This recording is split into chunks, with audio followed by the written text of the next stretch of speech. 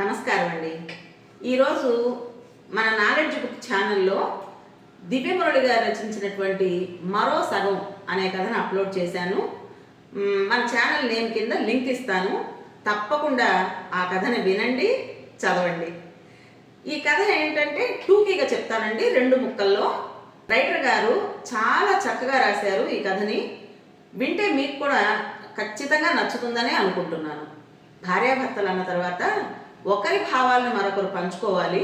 అలా కాకుండా భర్త భార్యను ఒక బాధ్యతగా భావించి మెకానికల్గా ఉంటే తను ఎంత సంపాదించి పెట్టినా సరే ఆమె మనసుకి సంతోషం అనేది ఉండదు అని చెప్పేసి రైటర్ గారు చక్కగా వివరించారు.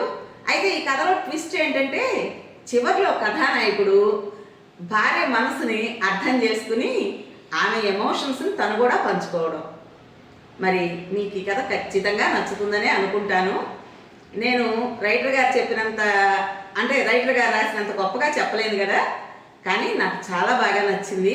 వింటే మీకు కూడా ఖచ్చితంగా నచ్చుతుందనే అనుకుంటున్నాను. ఒక్కసారి ఈ కథని విని మీ అభిప్రాయాన్ని తప్పకుండా కామెంట్ బాక్స్లో తెలియజేయండి. ఉంటాను. రేపు మరో కథతో కలుద్దామండి.